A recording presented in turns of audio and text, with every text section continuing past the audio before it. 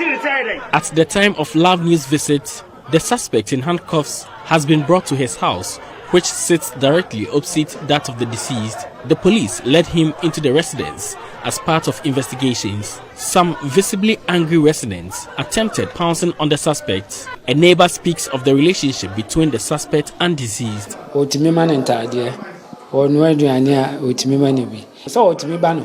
She clothes and feeds the suspect anytime she is in the country.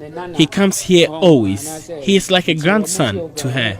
The deceased is a very good friend of the suspect's grandmother.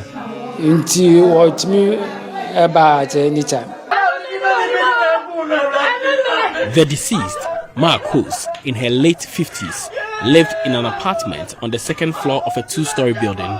It is believed the suspect went through a window that leads to the apartment of the deceased to gain access to her. Residents say the suspect attempted breaking into the apartment weeks back, but the issues were resolved. An eyewitness says he was drawn to the scene after hearing noise that suggested a tussle in the apartment. The alarmed residents broke into the room to find the woman in a pool of blood.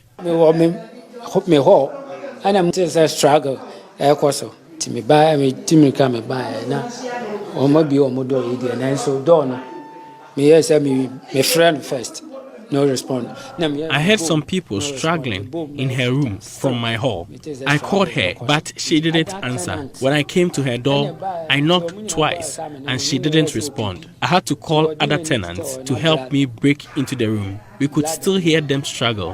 One tenant peeped through the window and saw blood, so we had to intensify efforts to break into the room. We entered to find a pool of blood, but the body wasn't there.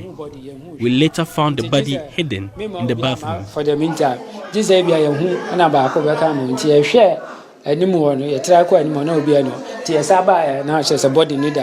bathroom. The suspect, Befi, was subsequently arrested by some residents who tracked him from the scene after pulling a gun to aid his escape. Police continue to investigate the matter.